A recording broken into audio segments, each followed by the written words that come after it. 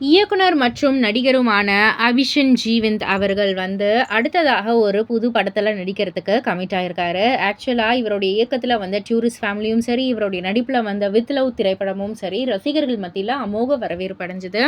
So இவருக்கான ரசிகர்கள் பட்டாளம் அதிகமாயிடுச்சு அப்படின்னே வந்து சொல்லலாம்.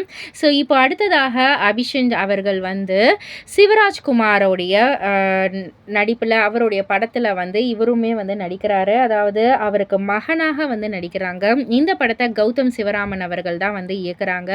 அப்பா மகன் பாசத்தை சொல்லும் ஒரு கதையாக இந்த படம் வந்து உருவாகுது. ஸோ எளிமையான பூஜையோட தொடங்கியுள்ள இந்த படத்தோடைய அதிகாரப்பூர்வ அறிவிப்பு கூடிய சீக்கிரமே வெளியாகும் அப்படின்ற மாதிரி எதிர்பார்க்கப்படுது.